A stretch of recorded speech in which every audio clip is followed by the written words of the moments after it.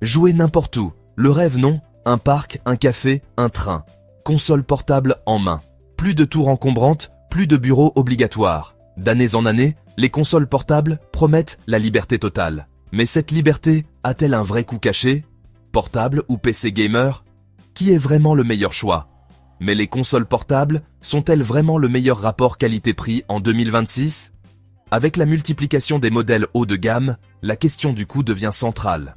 On voit fleurir des consoles toujours plus puissantes, mais aussi de plus en plus chères. Faut-il vraiment casser sa tirelire pour profiter de la mobilité? Ou bien existe-t-il des alternatives plus raisonnables sans sacrifier la performance? Voyons quelle configuration remporte réellement votre portefeuille et votre temps de jeu. Car au-delà du simple prix d'achat, il faut aussi penser à l'expérience globale. Confort, évolutivité, durée de vie et bien sûr, plaisir de jeu. Tout d'abord, le prix. C'est souvent le premier critère qui fait pencher la balance. En 2026, le marché a explosé. Entre les consoles portables premium, les PC gamers d'entrée de gamme et les machines ultra performantes, il y en a pour tous les budgets, ou presque. La Yaneo Next 2, le roi des consoles portables, vous coûtera entre 1800 $ et plus de 4000 $. Pause, hint of disbelief. Oui, vous avez bien entendu.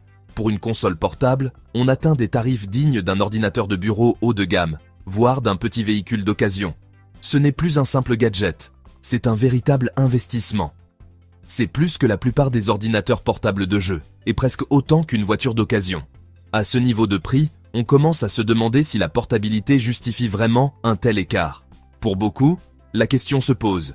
Faut-il privilégier la mobilité ou la puissance brute? Pour la même somme, vous pouvez obtenir un ordinateur portable de jeu avec une carte graphique dédiée, un écran plus grand et beaucoup plus d'options de mise à niveau. Les PC portables gamers, en 2026, offrent une variété impressionnante de configurations. Que vous soyez un joueur occasionnel ou un hardcore gamer, il existe des modèles adaptés à chaque besoin. Et surtout, la concurrence entre les marques fait baisser les prix tout en boostant les performances. Mais qu'en est-il sur le long terme?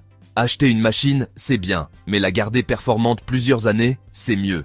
Les coûts cachés, l'obsolescence programmée, la facilité de réparation, autant de critères qui font la différence sur la durée. Les deux appareils fonctionnent sous Windows, donc les ludothèques et les promotions sont un atout. Que vous soyez sur console portable ou PC, vous accédez aux mêmes plateformes de jeux, aux mêmes soldes, Steam, Epic ou Xbox Game Pass. Les exclusivités ne sont plus vraiment un argument, et la frontière entre les deux mondes s'estompe de plus en plus. La vraie différence? L'entretien et la durée de vie. Un appareil, c'est aussi un objet du quotidien, qui s'use, qui tombe, qui chauffe, et qui finit par avoir besoin d'un petit coup de neuf. Les consoles portables sont hermétiquement scellées. Si quelque chose ne va pas, les réparations sont délicates et coûteuses. Ouvrir une console portable, c'est souvent mission impossible sans outils spécialisés. Les pièces détachées sont rares, et les réparateurs agréés se font payer au prix fort.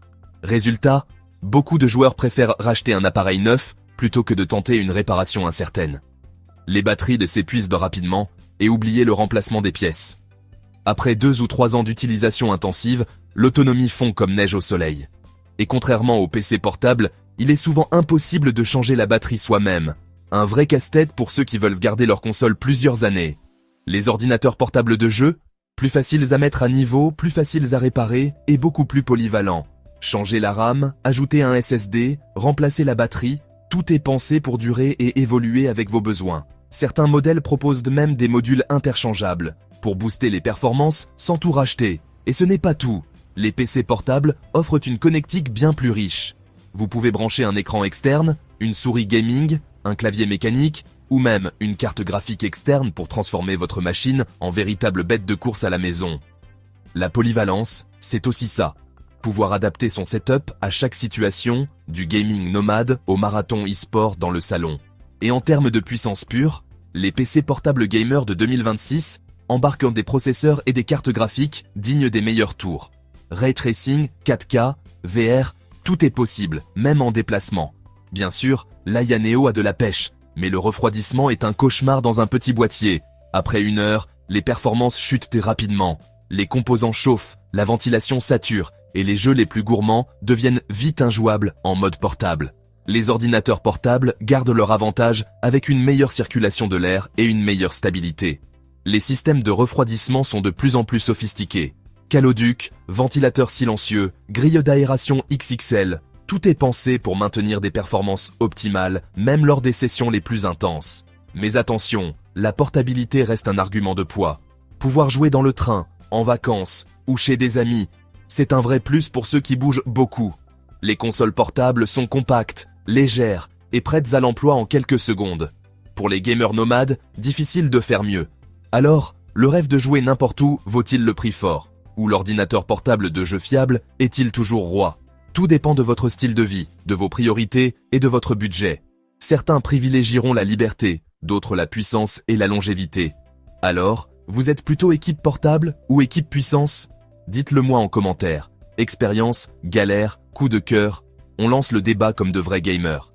Parce qu'au final, peu importe la machine, ce qui compte, c'est le plaisir de jouer. À vous de choisir votre camp, ou de profiter du meilleur des deux mondes.